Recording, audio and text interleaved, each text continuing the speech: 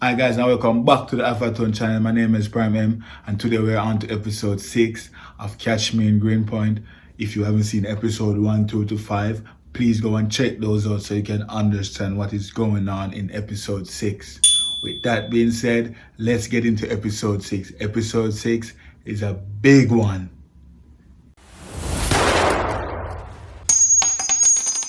So right, me, James and Ricky, we're there, we're waiting on the MS-13 boss to come and pick up his guy and give us the 30 guns. James seems a little bit antsy. James is not looking good. I'm starting to think James is, homesick. So I'm thinking tonight I might have to send home James. So I turned to James and I said, James, are you okay, man? You're not looking too good. And James replied, man, I told you I'm fine, man. Stop worried about me. I'm all right. I'm good. I just wanted to get this mission over with and everything is good. They get the guy, we get the guns, and everything is good, man. Don't worry about me. I'm fine. So I looked at Ricky, Ricky looked at me, and we both looked at James, and Ricky was like holding down his head like Ricky knows something wasn't right with James. So James went to the bathroom, and me and Ricky there is talking, and I'm like, Ricky, I might have to send home James tonight. And I'm thinking James is having homesick. And Ricky was saying, boss, he's been here for a couple days now. Maybe it's time for real you send him home. And he's not looking good. Something is definitely not right with James. And he doesn't want to tell us. He just keep on saying he's fine. And I said, yeah, Ricky, I know, I understand. But we're going to figure out what is wrong with James. And we're going to release him tonight and let him go home. Oh, look, he's coming. So we see James coming back from the bathroom, and James walk over to me and Ricky, and James said, look, when the MS-13 boss come, give us the gun, and we give him his guy. I am leaving tonight. And I said, James, I was just telling Ricky that I was going to release you. And James was like, don't lie to me, man. Do not lie to me. You wasn't telling Ricky any of that. I am leaving tonight, and if you don't want to trust me, it's fine. I do everything for you to trust me, and you still not trusting me. You having me here. You kidnapped me. I lied to the police chief that it was a prank, so to show you I'm a part of the team. You took me on mission and robbery to commit double murder. I went willingly. It didn't happen. I came back and I stay here. I didn't say anything. You told me I have to stay here with you. I cannot leave. I cannot go home. I'm here for days now. I didn't say anything. You're still having me here. You asked me to burn down one of my apartments. I tell you, I am willing to burn down one of my apartments with my tenants in it. It didn't work out, but I'm still here with you. What else do you want me to do to prove, man? I am leaving tonight. And if you want to put a bullet in the back of my head when I'm leaving, it's okay. I don't care, because I know I was a part of this team. And I was like, James, for real, man. And James was like, stop, don't say anything. Don't tell me you was telling Ricky that you was gonna leave me. I don't want to hear it. I see how you operate. I know how you work. Please, man, just let me do this mission tonight, and I'm going home. I don't want to stay here anymore. And I was there quiet. I couldn't reply to what James is saying. So I was just there standing quiet looking at James. And then my phone rang. It's the MS-13 guys, they calling me. So I answered. I said, hello. Okay, cool. And then I hang up. And I told Ricky and James, that's the MS-13 guys. They said they're 5 minutes away. They're coming. Look out for 2 black SUV truck. So me, Ricky, and James were there standing, and we saw 2 black SUV coming over towards the warehouse. So I said to myself, well, this is probably MS-13 guys coming. So the cars come closer and they pull up.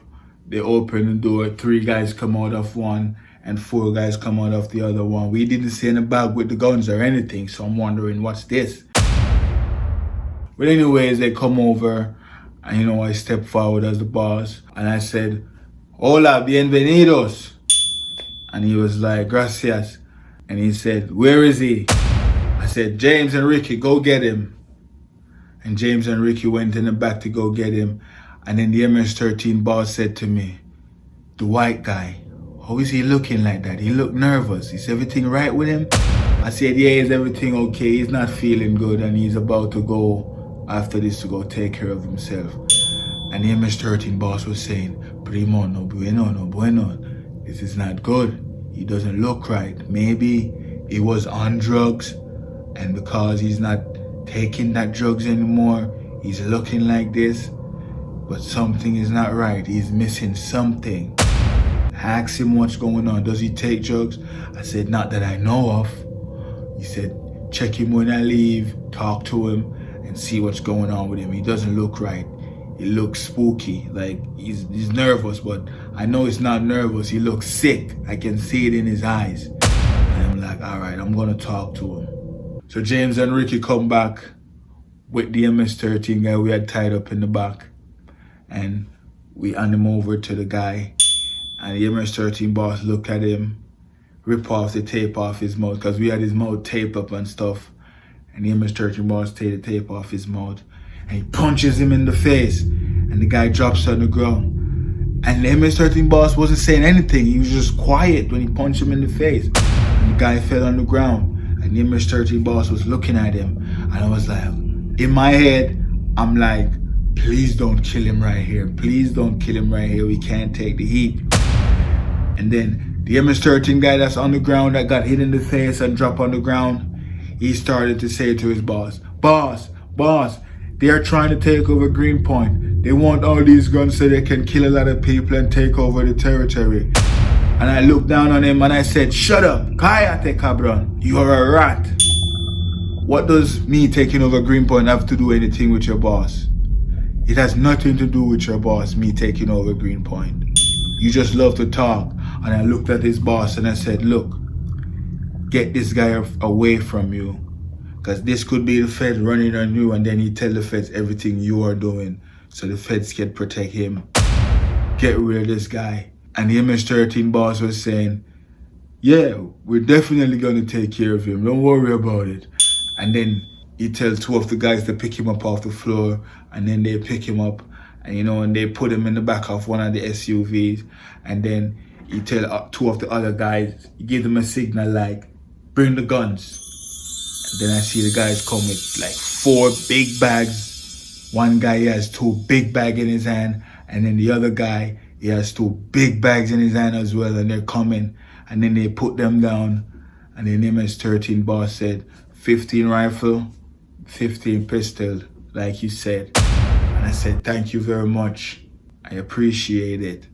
And he said, de nada. And then he said, call me if you need anything. You did something big for me and I appreciate that. Call me if you need anything.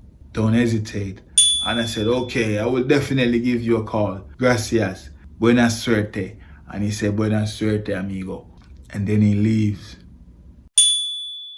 So me, James, and Ricky, we're there at the warehouse now. We have 30 brand new guns. So we're there. And I said, James, let me talk to you for a second, man. I know you said, and James was like, man. I'm like, James, listen to me, James. Just listen to me for a second. I know you said everything is fine. I understand that. I get that. It's not about you being here against your will anymore or a part of this gang or the fact that I don't trust you. It's beyond that now, James. What I want to ask you, other than the fact that we have you here as a hostage, and you proving yourself to us being a part of the gang, you do everything you could do to show me that you are down for this. Other than those facts, James, is there anything else that's bothering you, that you have problems that you want to talk to us about, or you want to talk to someone about that we don't know about? Enlighten us, James. Maybe I'm not understanding you, James. And James was like, man, I have an issue, a drug issue. And I said, a drug issue? What kind of drug? And James was like, I won't say what kind of drug, man. It's been since I was like a teenager. I said, a teenager? He said, yes. I got addicted to these drugs, and my parents, they did everything they could to get me off of it. They take me to therapy, rehab, all sorts of stuff. Doctors put me on medication, and nothing works. And whenever like I don't take these drugs, I get like this. I get really antsy. I turn into a different person whenever I don't take this drug. And I was like, really? And James was like, yeah. And when you guys captured me, I was on that drug. That's why I was so happy and hyper and nothing fazed me and everything, is just good. But now it's worn off like a day ago. I'm feeling different. And this side of me is a side that I don't like, because if I don't take the drugs, I will get worse. And chances are I might die. My heart might stop because I'm going to freak out and lose my mind. It's going to get crazy. This drug calmed me down. So I said, James, so why didn't you say that when we have you here a couple of days ago?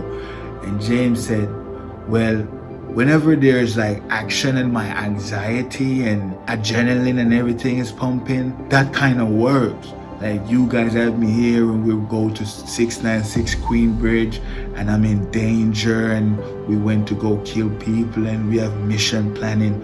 Those kind of stuff kind of gets me going, and I don't need the medication whenever action is going on. I said, really?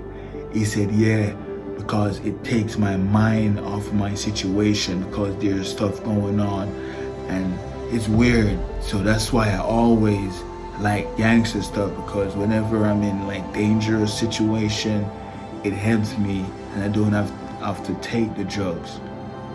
And I was like, damn.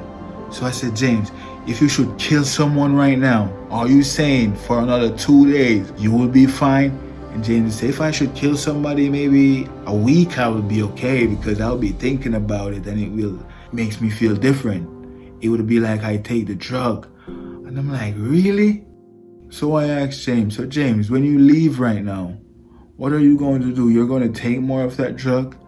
And James is saying, yeah, so if I don't, I might get worse than how I'm acting right now. And I'm like, damn, I understand what you're saying, James, but one day we're going to find help for you, James. We're going to get help for you. And James is like, man, I just wish I never take drugs when I was younger. When I was younger, my parents, we had money, so everything was accessible for me. To get the hard drugs, I could just buy it. No problem at all. Everyone in my class, me and my friends, we had money so we could buy the hardest drugs. It's not like the poor kids who never had money and they could only afford cigarettes. Lucy, they call it Lucy, loose cigarettes. And the furthest they could get is weed. But we as rich kids, we get all the hard drugs because we have the money for it. And some of us, like myself, we couldn't handle it, and it messes us up, and we're stuck on it. And I wish I could go back and change some of those days, man. And that's one of the things I hate being rich, because it put me in this predicament that I don't like.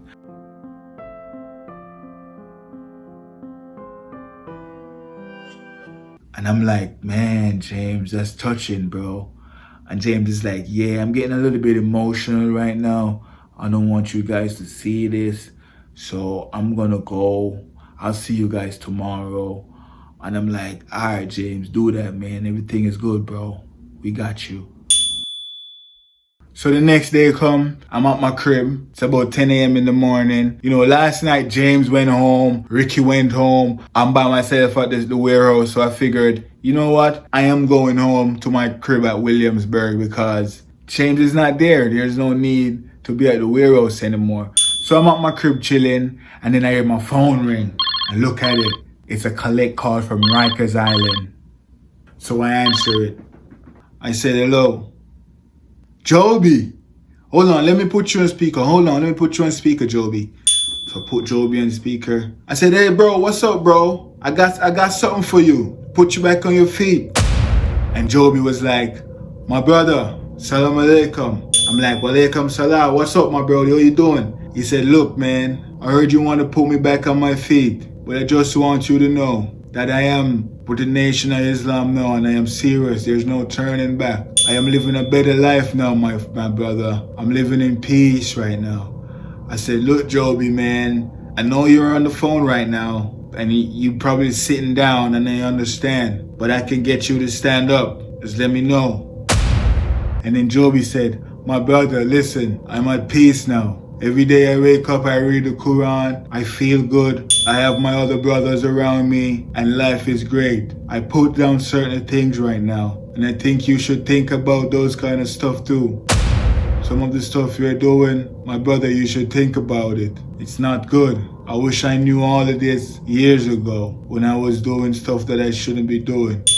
And I'm like, yo, Joby, you know you on the line, bro. You know I'm not doing anything. I just wanted to get you some money. That's about it. And Joby was like, I know that's about it. I understand. But I'm just telling you, tell everyone and the younger ones out there, my brother, stay away from violence. It's not good. Change over your life. Seek Allah. Seek God the Almighty, whatever you preach. Seek that and you will find peace. I'm like, all right, Joby, I would do that, bro. But what can I do for you? Is there anything I could do for you? Because, you know, Mike was my friend. And Joby said, look, I heard you had 100. I want you to give 25 out of the 100 to this charity I have in Harlem. There's a deli at the corner of the block that I used to live. You know that deli? I said, yeah, I know that deli. He said, go in that deli and give the guy by the counter the 25 grand. And I said, all right, Joby, I'll definitely go do that for your charity, man. And I appreciate the call. And I love the fact that you changed over your life and you're with the Nation of Islam right now. And I myself, I might have to look into myself and, you know, go over to a faith. And Joby was like, that's what I'm talking about, my brother. And I'm glad to hear from you. And thank you for everything. And I said, all right, Joby, peace, bro. And I hung up with Joby. And I'm like, shit, what's going on around me? James had deep situation going on with him that puts me in a spot. And no, Joby, I'm thinking Joby just relinquished his power because he doesn't have money.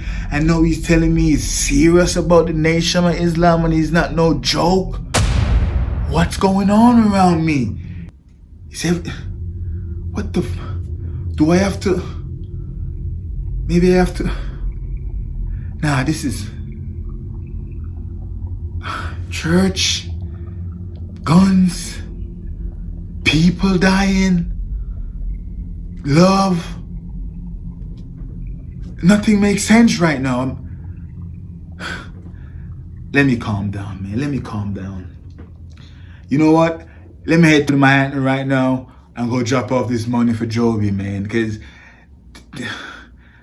let me go drop off this money for Joby. So you know I'm in Manhattan now, driving up to Harlem. I'm going up 5th Avenue, Lower Manhattan right now. You know, because I went over the Williamsburg Bridge, so I'm in Lower Manhattan, going up 5th Avenue and shit. And you know, I'm heading to Harlem. On my way to Harlem, guess what I saw? I saw the policewoman, the same FBI lady that's on my case. I saw her going into a CVS when I was at the light. So I pull over the car. I call my FBI friend Byron because I want to know what's going on. So I pick up the phone. I dial Byron's number. Byron answer. My brother, how are you doing? I said, bro, guess what? I saw the FBI lady in Manhattan right now. Is there a warrant out for my arrest? And he was like, not that I know of, my brother. I think everything is clear right now with you. There's no warrant for your arrest. Paperwork is still processing. I think you still have a little time, but soon they will be coming for you. I said, yeah, the reason why I asked up is because I saw the FBI lady. She just went into a CVS and man, she looks good. Golly. I think I should go talk to her, man, and try and, you know, talk a conversation. You know me. And Byron was like, my brother, stay away from the FBI agent. Do not go talk to her. That's dangerous. You don't want to do that. I'm like, yo, Byron, man, it's tempting, bro. I'm going to talk to her. And Byron was like, my brother, don't do it. I'm like, Byron, I'll talk to you later. I'll call you, bro. And I hang up with Byron. You know, I parked the car. Went to the meter. You make sure I feed the meter because I don't want to come out and get a ticket or my car is towed or anything. So I feed the meter. I went into the CVS. I make sure I go check the personal care aisle because, you know, woman, That's one of the first aisle they go to. So I head straight to the personal care aisle. And guess who I saw? The FBI woman. So I walk over to her, and then she saw me, and then she had that shocked look on her face like, and I'm like, it's a small world, isn't it? And she was like, oh, Romaine, how you doing, Romaine? And I'm like, oh, you remember my name? And she was like, of course I remember your name. Remember I take you in for questioning? I'm like, yeah, you're right. And I'm like, you're looking good today, I'm not gonna lie. Without your uniform, I wouldn't notice this was you, but because I know your facial features and your hair and those two stuff catches my eye. And like, speaking of eye, your eyes are very beautiful. What is your name? And she was like, my name is Officer Sanchez. I'm like, no, I don't want your Officer Sanchez kind of name. What is your first name? And she was like, my name is Victoria. I said, Victoria?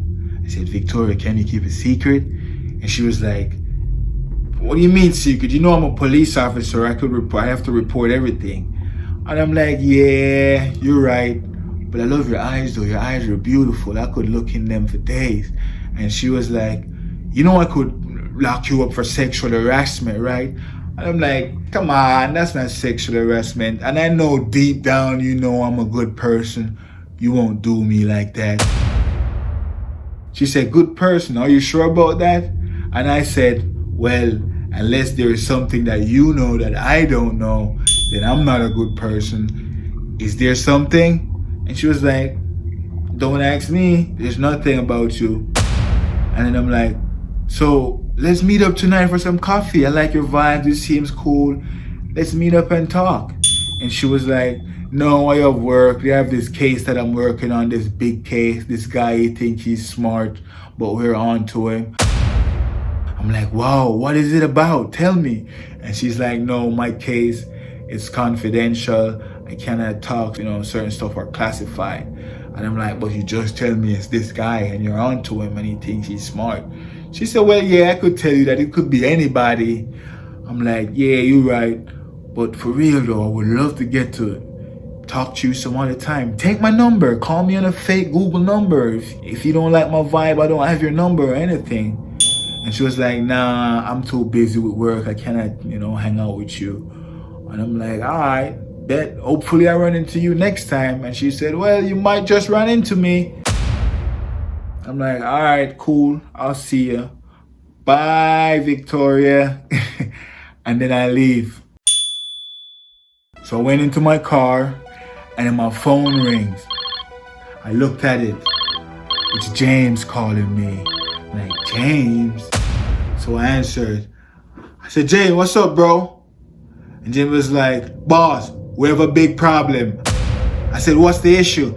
He said, do you remember one of the guy who was supposed to go on the robbery, but because he got into a fight with his baby mom and the police hold on to him, they take him in, the little model? I said, yeah, I remember that guy. He was one of the guys who helped captured you, him and Martin, Eraser. Both of them captured you at Greenpoint and McGinnis. And James was like, yes, that same guy. Boss, he's talking to the police by the precinct in Greenpoint and he's telling them we are trying to take over Greenpoint and we're going to kill a lot of people and it's going to be bloody and we are forming a gang. And I said, really? James said, yes. And James said, there's also a warrant that's going out to go search the warehouse right now. I said, James, where do you get all of this information from? James said, my friend who is the deputy, he called me and asked me if I'm involved in any gang that is planning on taking over Greenpoint. I tell him, I don't know what he's talking about and I am busy right now. And he also told me he's going to check the warehouse right now. And I said, shit. And James said, boss, you have to get the guns and leave the warehouse right now. They're coming for you at the warehouse. I said, but I'm not at the warehouse. I'm in all the way in Manhattan right now.